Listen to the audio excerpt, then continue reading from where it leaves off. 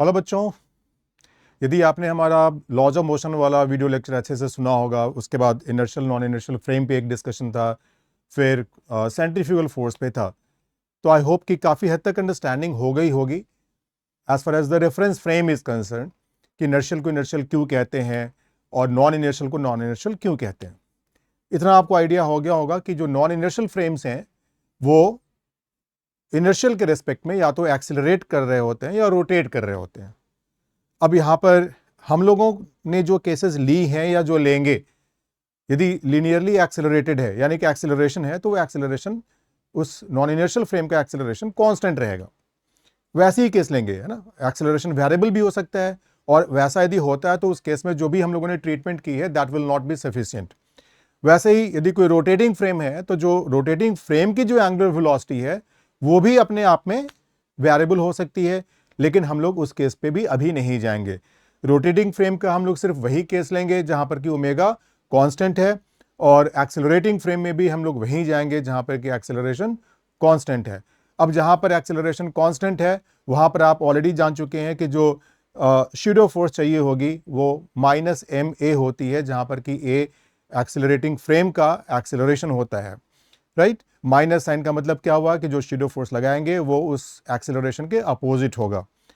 Centrifugal के discussion के time पे मैंने थोड़ा बताया था कि ये तभी तक सफिशिएंट है जब तक जो पार्टिकल है वो उस रोटेटिंग रेफरेंस फ्रेम में रेस्ट पे है। बट यदि ऐसा नहीं होगा तो क्या होगा, तो इसी चीज़ को हम लोग इस वीडियो लेक्चर में डिस्कस करेंगे। और जैसा मैंने थंबनेल में आपने देखा होगा, wonder problems. So what is wonderful about it?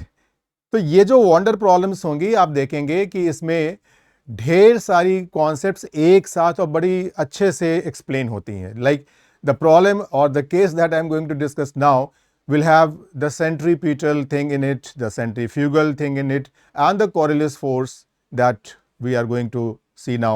ये तीनों चीजें इस एक प्रॉब्लम में शामिल है। बट इसके पहले कि मैं इस प्रॉब्लम पे जाऊं, मैं आपसे एक छोटी सी स्टोरी डिस्कस करता हूं, और बहुत इंपॉर्टेंट है इन सारी चीज़ों को भी समझना। और ये स्टोरी क्या है, रियल इंसिडेंट है, और मैंने कहीं पे पढ़ा था। कितना सही है कितना गलत वो मैं नहीं कह सकता, जैसा लेकिन जिस तरीके से मैंने और जहां पढ़ा था मैं कह सकता हूं कि काफ़ी हद तक ये सही था। 3 बच्चे थे, आई मीन स्टूडेंट्स थे, और किसी आईआईएम में, मोस्ट लाइकली आईआईएम बैंगलोर में फर्स्ट ईयर के ये स्टूडेंट थे। और उसमें से जहाँ तक मुझे याद है कि 2 बच्चे उसमें आईटी बैकग्राउंड के थे और एक किसी आर्मी बैकग्राउंड के थे, और वहाँ से उन्होंने कैट का एग्ज़ाम क्वालिफाई करके और फिर आईआईएम ज्वाइन किया था। तीनों में एक की परसेंटाइल, जो आर्मी वाले बैकग्राउंड के थे उनकी परसेंटाइल जो कैट की थी वो 100 परसेंटाइल थी, और बाकी जो दोनों थे वो भी 100 के आसपास ही थे, 99.99 99.97 ऐसा ही कुछ था। अब ऐसे ही शाम के समय बातें हो रही हैं, चाय पीते हुए समोसे खाते हुए, बात चला कि भाई ये 100 परसेंटाइल जो आता है वो मेहनत से आता है या थोड़ा लक भी उसके लिए बहुत ज़रूरी होता है। तो डिस्कशन होना शुरू हुआ, और फिर शर्त लग गई उन तीनों दोस्तों के बीच में। कैसे शर्त लग गई, तो उसमें से जो जिनकी 100 परसेंटाइल थी उनका कहना था कि नहीं, आप चाहोगे तो 100 परसेंटाइल ला सकते हो, इसमें लक वाली बात नहीं, आपकी तैयारी पे ही ये सब कुछ डिपेंड करता है। जबकि जिनकी 99.99 99.97 परसेंटाइल थी उनका कहना था कि नहीं, लॉट डिपेंड्स ऑन लक, आप मेहनत कितनी भी कर लो, आप ये नहीं कह सकते कि 100 ही आएगा या 100 आ ही जाएगा। तो शर्त लग गई, और शर्त के बाद फिर तीनों ने दोबारा कैट के एग्जाम को दिया। और उस बीच में, मतलब इस दोबारा उन्होंने एग्जाम की तैयारी की, उस तैयारी के बीच में भी उन्होंने बहुत कुछ अच्छी अच्छी चीज़ें डेवलप की, वो कभी और मैं बताऊंगा। लेकिन मैं रिजल्ट बता रहा हूँ। रिजल्ट ये रहा कि वो जो थे, जो आर्मी बैकग्राउंड से थे और जिन्होंने बोला कि यदि आपने ठान लिया कि 100 परसेंटाइल आएगी तो 100 परसेंटाइल आएगी, उनकी 100 परसेंटाइल सेकेंड अटेम्प्ट में भी आई। और बाकी जो 2 बच्चे थे, स्टूडेंट्स थे, उनकी 99.97 99.98 बहुत अच्छी आई, दूसरी अटेम्प्ट में भी आई, और लेकिन 100 खैर वो नहीं ला पाए, जो भी वजह थी। तो यहाँ पर कहना ये है, ऐसा कोई ज़रूरी नहीं है कि आपने ठान लिया कि भाई मुझे IIT एडवांस में रैंक 1 लाना है तो 1 आ ही जाएगा। लेकिन एक चीज़ ज़रूरी है कि वो ठानना, यानी कि मन में इस बात को बिठाना इज़ द फर्स्ट स्टेप और one of the crucial steps to move in that direction. तो जो भी आपके मन में गोल है ना, उस गोल को जरूर रखिए सामने। गोल जहां तक रियलिस्टिक हो, यदि मान लीजिए कि बहुत अनरियलिस्टिक लगता है तो आप उस अनरियलिस्टिक गोल को पहले रियलिस्टिक छोटे छोटे गोल्स में ब्रेक कीजिए। आप एक वीकली गोल में ब्रेक कीजिए कि इस वीक में मुझे इतना अचीव करना है। आपने पास्ट वीक में जो भी अपनी वर्किंग की थी उसमें 10% का इंक्रीज कर दीजिए, 20% का इंक्रीज कर दीजिए, राइट। तो थोड़ा थोड़ा आप अपना गोल जो है वो उसको चैलेंजिंग बनाते जाइए। तो जो गोल्स हैं आप देखेंगे कि धीरे धीरे जो अनरियलिस्टिक गोल्स अभी लग रही हैं वो भी काफी हद तक आपको लगेगा कि अचीव की जा सकती हैं। वापिस आते हैं हम लोग इस सिचुएशन में। तो यहां पर क्या है, एक डिस्क है और डिस्क हॉरिजॉन्टल प्लेन में है और डिस्क रोटेट कर रहा है about certain axis through its centre, और वो जो एक्सिस है वो वर्टिकल एक्सिस है। क्वाइट ऑब्वियसली यदि ये हॉरिजॉन्टल प्लेन है तो जो जिस एक्सिस के अबाउट वो रोटेट कर रहा है that is a, you can say vertical axis, you can call it Z axis. और यहां पर हमने दो फ्रेम ऑफ रेफरेंसेस लिए हैं। एक है आपका एक्स वाई एक्सिस जो डिस्क के बाहर निकला हुआ है, वो ग्राउंड फ्रेम है, मैंने लिखा भी है ग्राउंड फ्रेम है। और एक दूसरा रेफरेंस फ्रेम है आपका एक्स डैश वाई डैश जो कि डिस्क के साथ अटैच्ड है, यानी कि डिस्क रोटेट करेगा, डिस्क के साथ साथ वो एक्स डैश वाई डैश जो है वो भी रोटेट करेगा।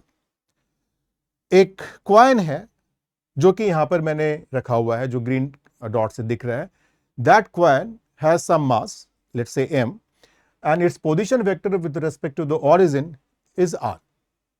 ये r देखने में तो एक ही लगेगा चाहे आप किसी भी फ्रेम में देखें, ग्राउंड फ्रेम में देखें या डिस्क के फ्रेम में देखें। अब जैसा मैंने बताया कि डिस्क और क्वाइन के बीच में कोई फ्रिक्शन नहीं है, तो फिलहाल इस डिस्क के ऊपर यदि हम ग्राउंड फ्रेम की बात करते हैं तो सिर्फ दो फोर्सेस एक्ट कर रही हैं, नॉर्मल रिएक्शन एंड वेट, और ये दोनों फोर्सेस एक दूसरे को कैंसिल कर रही हैं। तो यदि हम FBD ड्रॉ करें इसका, तो इसका वेट अंदर की तरफ, नॉर्मल रिएक्शन बाहर की तरफ, इफेक्टिवली ग्राउंड फ्रेम में जो F नेट है वो 0 है। Particle is at rest, the coin is at rest, coin is at rest. क्यों रेस्ट में? भी पहले से ही रेस्ट पे था और नेट फोर्स 0 है, एक्सेलरेशन 0 है, तो रेस्ट पे रहेगा। हालांकि मैंने कितनी बार इसी क्वेश्चन को बच्चों से क्लास में थोड़ा सा इस तरीके से पूछा कि एक रोटेटिंग डिस्क है, ठीक है, स्मूथ डिस्क है, और उस रोटेटिंग स्मूथ डिस्क पे मैं एक क्वाइन को जाकर रखता हूं, धीरे से जेंटली रखता हूं, तो क्या होगा, क्वाइन के साथ क्या होगा? और बच्चे कभी कभी कहते हैं कि वो बाहर की तरफ आ जाएगा, कभी कहते हैं वो स्पाइरल पाथ बनाता हुआ बाहर की तरफ आ जाएगा। भाई यदि मैं खड़ा हूं यहां पर एज अ ग्राउंड ऑब्जर्वर तो मुझे तो क्वाइन जहां है वहीं दिखेगा, क्वाइन की स्थिति में कोई फर्क नहीं आएगा। सिंपल न्यूटन सेकेंड लॉ और Newton first law, right. Unbalanced force चाहिए यदि हम चाहते हैं कि कुछ एक्सेलरेशन हो क्वाइन में। तो ग्राउंड फ्रेम की कहानी तो बड़ी सिंपल है, क्वाइन जो है वो रेस्ट पे है। लेकिन जब हम डिस्क फ्रेम की बात करते हैं तो जरा देखिए क्या होता है। यदि हम डिस्क फ्रेम में इसी पोजीशन वेक्टर को यदि मैं आर डैश बोल दूं,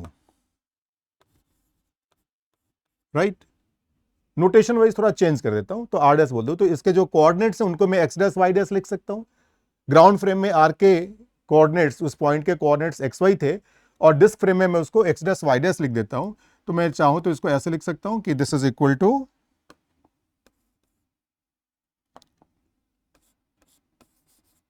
x dash plus y dash. मैंने यूनिट वेक्टर को यहां पे अवॉइड किया, अलग से एक यूनिट वेक्टर फिर से मैं डिफाइन करना पड़ेगा। फिलहाल यहां पे एक्स डैश कितना है और वाई डैश कितना है, तो वी कैन सी कि this x dash is equal to r dash, magnitude wise r dash और आर एक ही है, तो आर डैश, और यहां पे आप देखेंगे कि इनिशियली ये कॉस थीटा नॉट है, बट यदि ये इनिशियली t इक्वल 0 पे थीटा नॉट था, अब यदि ये rotating frame omega T angle से घूम जाए तो t टाइम पे जो एंगल होगा एक्स डैश एक्सिस के साथ इस पोजीशन वेक्टर का, वो हो जाएगा theta naught minus omega t. I hope that is clear. The initial angle is theta naught, and if the axis rotates, ठीक है ना, anti clockwise as you can see, then it is going to be r dash cos theta naught minus omega t, and y dash similarly will be r dash sin theta naught minus omega t. हालांकि ground frame में यदि हम वही x और y देखेंगे तो x के लिए क्या लिखेंगे, x के लिए लिखेंगे r cos अल्फा, और अल्फा कांस्टेंट है, कभी चेंज नहीं कर रहा है, y equals r sin alpha, alpha constant है, कभी नहीं चेंज कर रहा है. मैग्नीट्यूड वाइज यदि हम सोचें तो हम कह सकते हैं कि r is equal to r dash. ठीक है. सो एनीवे, बट यहां पर हम क्या देख रहे हैं कि भाई x डैश जो है वो टाइम के साथ चेंज कर रहा है, y डैश भी टाइम के साथ चेंज कर रहा है, और कैसा पाथ बनेगा इस रोटेटिंग फ्रेम में यदि इस पार्टिकल को देखा जाएगा तो कैसा पाथ बनेगा. तो पाथ बन रहा है यहां पर आप देखेंगे, it is x dash square plus y dash square is equal to r dash square. So definitely the path is circular one. इसका मतलब क्या हुआ, इसका मतलब हुआ the motion of this coin in the rotating frame as seen from the rotating frame is uniform circular motion. So that means motion of coin in rotating frame is uniform circular motion. और थोड़ा सा यदि हम अपने mind को stretch करेंगे तो ये सर्कुलर मोशन जो होगा हमें दिख जाएगा कि वो क्लॉकवाइज है ना, इट इज क्लॉकवाइज. यानी कि किसी टाइम पे यदि हम इस कॉइन की वेलोसिटी देखेंगे इस रोटेटिंग फ्रेम में तो that velocity will be directed tangentially to the path.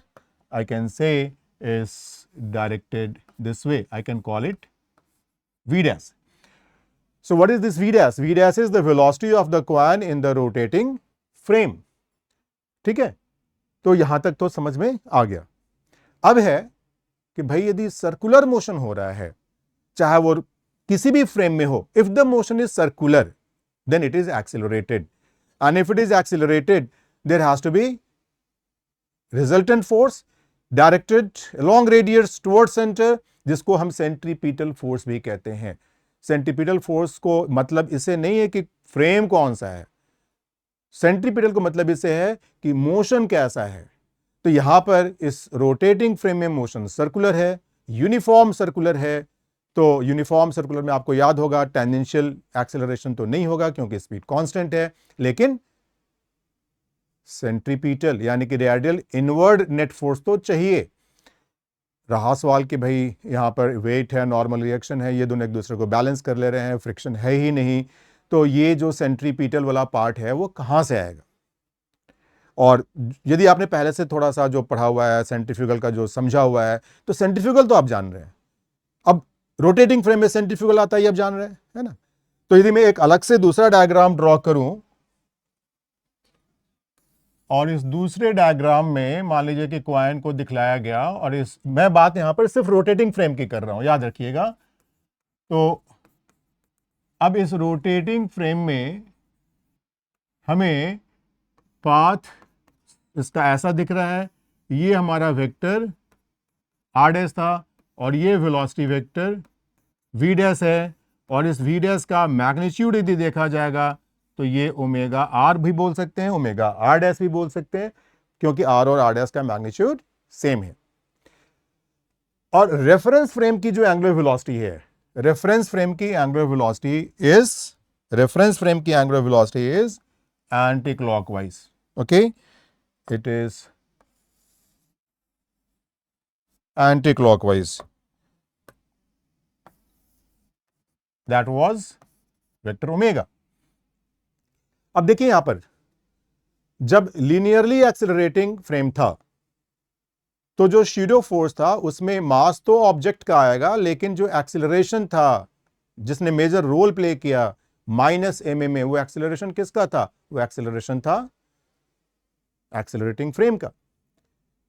Centrifugal force आपको याद होगा हमने जो डिस्कस किया था, एफ सेंट्रीफ्यूगल तो इसको इससे कोई मतलब नहीं है कि भाई फाइनली मोशन हमें कैसा दिखने वाला है, सर्कुलर है नहीं है, रेस्ट पे है क्या है, कैसा दिखने वाला है, उससे कोई मतलब नहीं है। मतलब है कि फ्रेम यदि रोटेटिंग है और फ्रेम की एंगुलर वेलोसिटी ओमेगा है और फ्रेम के रेस्पेक्ट में पार्टिकल यानी कि उस जिस एक्सिस के अबाउट रोटेशन हो रही है उस एक्सिस से पार्टिकल को यदि एक नॉर्मल पोजीशन वेक्टर दिया जाए और वो आर डैश है, तो वैसे केस में हम कह सकते हैं, या आर है तो हम कह सकते हैं कि that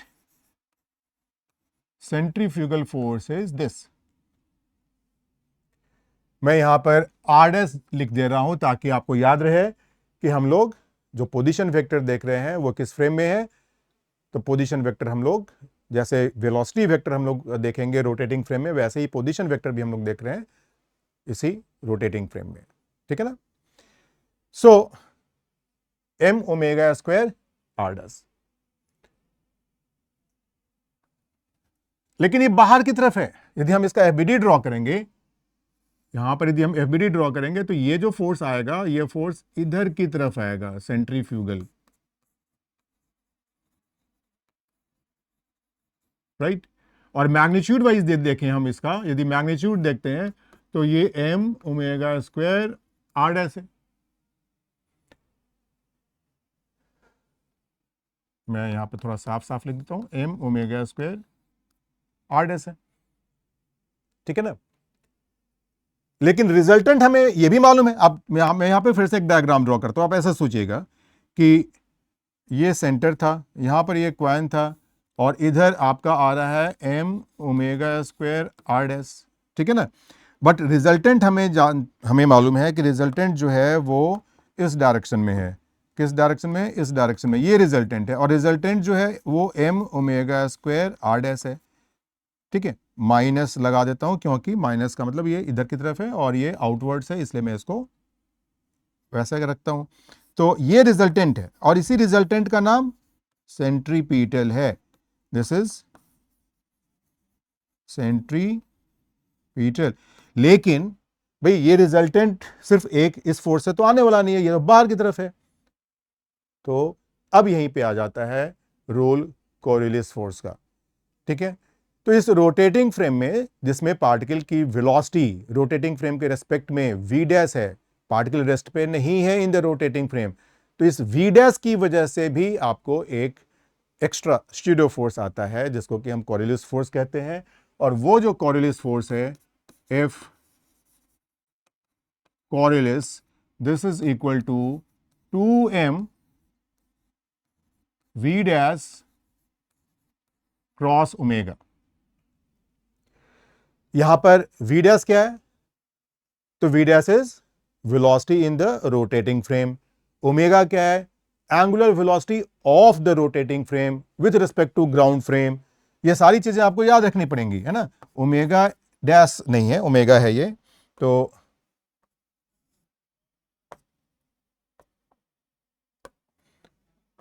omega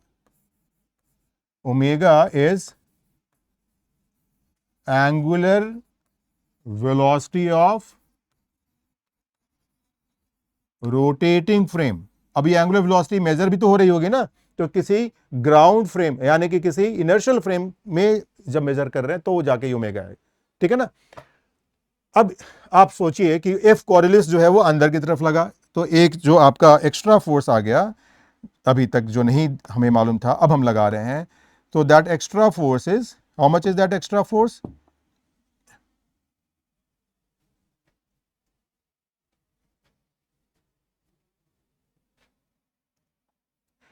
How much is that extra force? So that extra force, just give me a minute.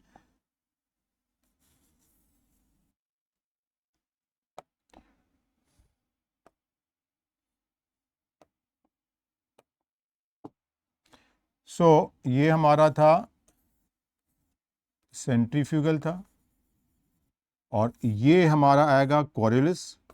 आप मैग्नीट्यूड वाइज आप देख लीजिएगा, ये डबल है उस सेंट्रीफ्यूगल के, ये सेंट्रीफ्यूगल है और ये कोरियोलिस है, जिसका मैग्नीट्यूड आप देखेंगे तो आ जाएगा 2m omega square are dash. Magnitude wise, and that magnitude wise m omega square r dash. तो जो रिजल्टेंट है इन दोनों का, वो रिजल्टेंट आपका आ जाता है, रिजल्टेंट आ जाता है, ये रिजल्टेंट आ जाता है जिसको कि हम सेंटीपिटल कह रहे हैं। अब आप खुद सोच सकते हैं कि ऐसा कैसे हुआ। तो v डैश की मैग्नीट्यूड ओमेगा r है, और इस कॉरिलिस का जो डायरेक्शन है वो v डैश क्रॉस ओमेगा है। v डैश आपको दिख रहा है यहां पर अंदर की तरफ, ठीक है। ओमेगा की डायरेक्शन क्या है, ये भी बहुत इंपॉर्टेंट पॉइंट है। तो ओमेगा की डायरेक्शन बतानी हो, आप right hand thumb rule use कर सकते हैं। यदि ये जो फिंगर्स हैं, है ना, तो ये फिंगर्स यदि ओमेगा के सेंस में जा रही हैं, तो ये आपका जो थंब है वो ओमेगा का डायरेक्शन बता रहा है। तो यहां पर यदि ये एंटी क्लॉकवाइज है, तो जो ओमेगा की डायरेक्शन है वो बाहर की तरफ है। हमें ओमेगा सर्कुलर मोशन का नहीं देखना है, हमें ओमेगा डिस्क के रोटेशन का देखना है, फ्रेम की ओमेगा देखनी है, ठीक है ना। तो जो फ्रेम का ओमेगा है वो बाहर की तरफ है। तो यू हैव दिस वेक्टर, है ना, outwards, and then we have v dash, and we have to find v dash cross omega.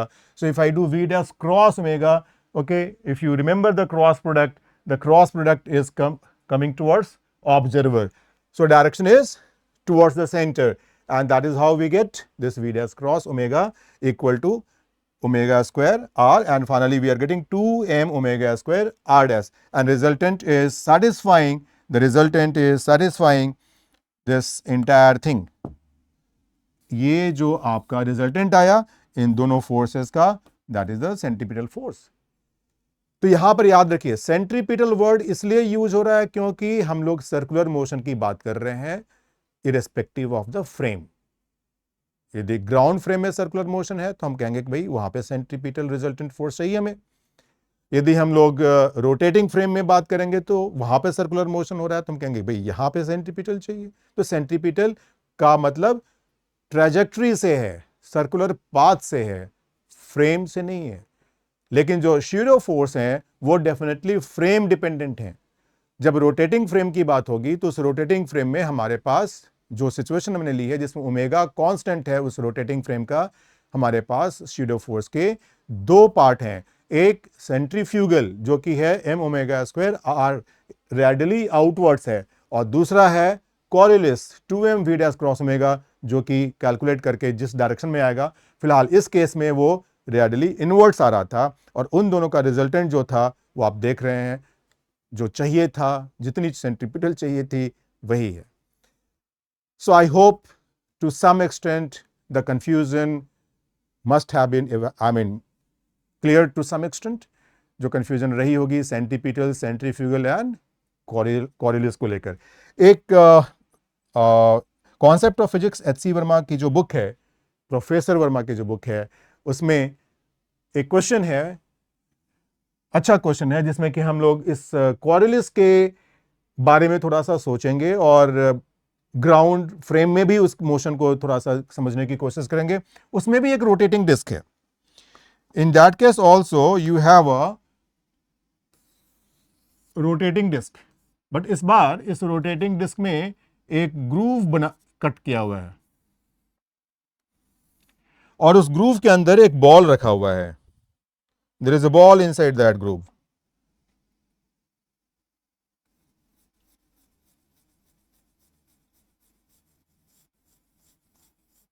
ठीक है, इट्स नॉट टाइटली फिट, ऐसा नहीं कि टाइटली फिट है, it can move okay along the groove. ये दिया हुआ है कि and there is no friction, there is no friction. ठीक है, इनिशियली जो डिस्टेंस इस बॉल का है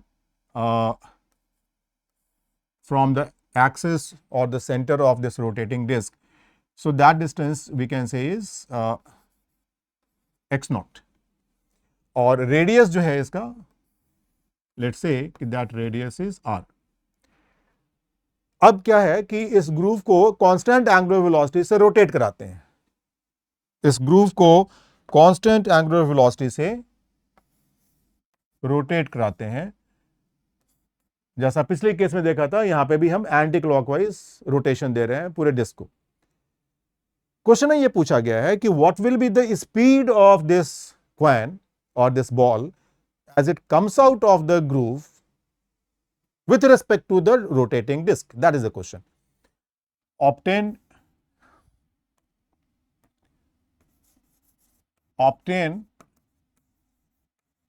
speed of the ball as it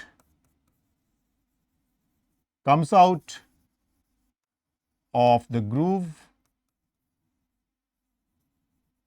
but ये जो स्पीड हमें चाहिए होगी वो स्पीड चाहिए होगी with respect to rotating disc. ये ग्राउंड के रिस्पेक्ट में नहीं पूछा जा रहा है, रोटेटिंग डिस्क के रिस्पेक्ट में पूछा जा रहा है। सो जरा हम इस बॉल के फोर्सेस के बारे में, इसके ऊपर जो फोर्सेस लग रही हैं रोटेटिंग फ्रेम में, उसके बारे में सोचें। तो वी कैन से कि इसका वेट होगा, ये हॉरिजॉन्टल डिस्क है, इसका वेट होगा वो मान लेते हैं कि इनटू द प्लेन हियर, यानी कि वर्टिकल डाउनवर्ड लग रहा है। नॉर्मल रिएक्शन होगा वो बाहर की तरफ लग रहा है, और ये दोनों डेफिनेटली एक दूसरे को कैंसिल कर दे रहे हैं। फ्रिक्शन नहीं है यहां पर, यह भी दिया हुआ है, देयर इज नो फ्रिक्शन। तो जो रियल फोर्सेस हम लोग जानते थे, वेट, नॉर्मल रिएक्शन, ये तो कैंसिल होगी। एक और नॉर्मल रिएक्शन है यहां पर, और वो नॉर्मल रिएक्शन जो ग्रूव के जो साइड वॉल्स होंगे, है ना, आप ऐसा समझिए ग्रूव है ना, तो ग्रूव का जो साइड वॉल होगा जिसके अंदर वो बॉल मूव कर रहा है, तो वो जो साइड वॉल होगा वो भी तो फोर्स लगाएगा। और यदि मान लीजिए कि ये एंटी क्लॉकवाइज रोटेट कर रहा है, तो वैसे केस में बॉल के ऊपर हम कह सकते हैं कि जो नीचे वाला ग्रूव का वॉल है, मतलब इस ग्रूव का जो नीचे वाला वॉल दिख रहा है आपको, that wall will be pushing it this way. तो नॉर्मल रिएक्शन के यहां पे दो रूप हैं, एक नॉर्मल रिएक्शन जो कि हॉरिजॉन्टल सरफेस लगाएगा वर्टिकल अपवर्ड्स, और एक जो कि ये साइड वाला जो ग्रूव का जो वॉल है वो लगाएगा, राइट। बट उस नॉर्मल रिएक्शन का जो साइड से लगने वाला है, जो साइड से लगने वाला है, उस नॉर्मल रिएक्शन का ग्रूव के लेंथ के लॉन्ग कोई कंपोनेंट नहीं है। तो यदि हम लोग ग्रूव के लेंथ के लॉन्ग नेट फोर्स देखेंगे, net force on ball along groove in rotating frame, remember always in rotating frame, तो अब बचा क्या, रियल फोर्सेस, या जिसको हम लोग नॉर्मली ग्राउंड फ्रेम में लेते हैं, नॉर्मल रिएक्शन वेट तो हमने ले ली। वेट और नॉर्मल रिएक्शन वैसे भी वर्टिकली एक दूसरे को कैंसिल कर रहे थे, मतलब ही नहीं है कि उनका कोई कंपोनेंट हॉरिजॉन्टल आ जाए। और यहां से साइड से जो नॉर्मल रिएक्शन आ रहा था उसका भी जो कंपोनेंट अलोंग ग्रूव लेंथ होगा वो भी जीरो हो गया। तो बचा क्या, बचा कॉरियोलिस एंड सेंट्रीफ्यूगल। तो जो सेंट्रीफ्यूगल फोर्स होगा, यदि हम एफबीडी में देखेंगे, तो वो इस तरफ आएगा, एम ओमेगा स्क्वायर आर। अब सोचा जाए कि कॉरियोलिस की डायरेक्शन क्या होगी, ठीक है। तो जो वेलोसिटी है इस बॉल की with respect to the rotating frame, that velocity is along this direction, है ना, आर के अलोंग है वो। इसका मतलब क्या हुआ कि जो भी वो वेलोसिटी होगी, यदि वो वेलोसिटी ऐसी है, और यदि हम ओमेगा के साथ इसका क्रॉस प्रोडक्ट लेंगे, ओमेगा ऐसा है ना, तो क्रॉस प्रोडक्ट तो हमेशा दोनों वेक्टर के परपेंडिकुलर होता है, यानी कि जो कॉरियोलिस फोर्स आने वाला है वो इस वेलोसिटी के, इस ग्रूव के लेंथ के परपेंडिकुलर आने वाला है। तो जब आपका वो कॉरियोलिस फोर्स ऐसे आने वाला है, तो उस कॉरियोलिस फोर्स का ग्रूव के लेंथ के लॉन्ग कोई कंपोनेंट नहीं होगा। जैसे हमने normal reaction from the side wall की बात की, कि वो जो नॉर्मल रिएक्शन लगेगा उसका ग्रूव के लेंथ के लॉन्ग कंपोनेंट नहीं होगा, वैसे ही ये जो कॉरियोलिस फोर्स की डायरेक्शन है वो भी ग्रूव के लेंथ के परपेंडिकुलर है, क्योंकि पार्टिकल की वेलोसिटी ग्रूव के लेंथ के लॉन्ग होगी with respect to the rotating frame, इसलिए there is no component of the Coriolis force. Coriolis force है, लेकिन उसका कंपोनेंट जो हमें चाहिए था उस डायरेक्शन में वो नहीं है। So the only force that remains is m omega square r, m omega square r, this is the force. अब यहां से हमें बढ़ना है और हमें बताना है कि what is the speed when it comes out. So I believe you can easily solve it now. इस एफ की जगह पे आप लिख सकते हो एम ए, और ए की जगह लिख सकते हो आप d v upon d t. Remember this v is speed with respect to the groove, velocity का magnitude with respect to the groove. So this is equal to m omega square, हम r रहने दे सकते हैं, x लिख सकते हैं, let it be r only right now. अब यहां पर ये जो dv अपॉन dt है, इसको थोड़ा सा हम चेंज करेंगे। पहले तो m को कैंसिल कर देते हैं, तो dv अपॉन dt को हम लोग लिख सकते हैं dv upon dr into dr upon dt. So dr upon dt is again v. So this dv upon dt can be changed to dv upon dr into v, and that is equal to omega square r. I hope अब तो आपको समझ में आ गया होगा. v dv equals omega square r dr. अब यहाँ पे आप लिमिट्स डालेंगे. तो initially with respect to the rotating disk the speed was 0. Now it is v, and this is x naught, and finally it is r. तो यहाँ से आप इंटीग्रेट करके निकालेंगे तो आपको आ जाएगा v square by 2 is equal to omega square by 2, और अंदर आ जाएगा आपका capital R square minus x naught square. I hope you have got it now. So speed is equal to omega root over R square minus x naught square. Go through all the steps.